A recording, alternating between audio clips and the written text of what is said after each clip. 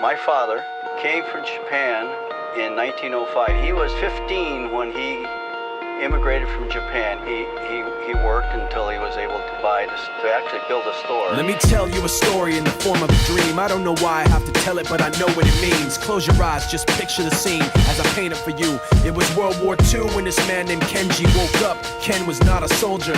He was just a man with a family who owned a store in LA. That day, he crawled out of bed like he always did, bacon and eggs with wife and kids. He lived on the second floor of a little store he ran. He moved to LA from Japan, they called him immigrant. In Japanese, he'd say he was called Issei. That meant first generation in the United States, when everybody was afraid of the Germans, afraid of the Japs, but most of all afraid of a homeland attack. And that morning, when Ken went out on the doormat, his world went black, cause right there, front page news, 3 weeks before 1942, Pearl Harbor's been bombed and the Japs are coming. Pictures of soldiers dying and running.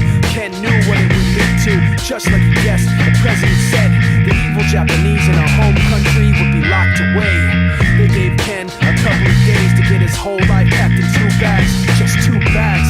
Couldn't even pack his clothes. Some folks didn't even have a suitcase to pack anything in, so 2 trash bags is all they gave them. And when the kids asked Mom, where are we going, nobody even knew what to say to them. Ken didn't want to lie. He said the U.S. is looking for spies, so we have to live in a place called Manzanar, where a lot of Japanese people are. Stop it, don't look at the gunmen. You don't want to get the soldiers wondering if you're gonna run or not, because if you run then you might get shot. Other than that, try not to think about it. Try not to worry about it being so crowded, 'cause someday we'll get out. Someday. As soon as war broke out, the FBI came and they just come to the house and you have to come. All the Japanese have to go. They took Mr. Need and people couldn't understand why they had to take him, because he's just innocent laborer. So now they're in a town with soldiers surrounding them. Every day, every night, look down at them. From watchtowers up on the wall, Ken couldn't really hate them at all. They were just doing the job and he wasn't gonna make any problems.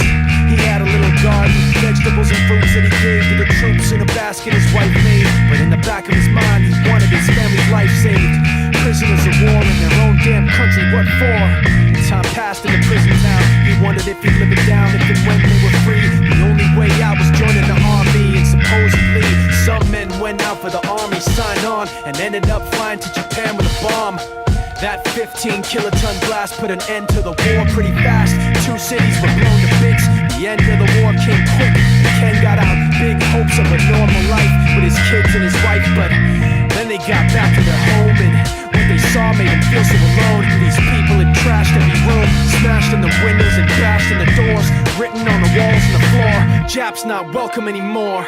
And Kenji dropped both of his bags at his sides and just stood outside. He looked at his wife without words to say. She looked back at him, wiping tears away, and said, someday we'll be okay, someday. Now the names have been changed, but the story's true. My family was locked up back in 42. My family was there where it was dark and damp, and they called it an internment camp. When we first got back from camp, it was pretty bad. I remember my husband said, oh, we're going to stay till last. Then my husband died before they closed the camp.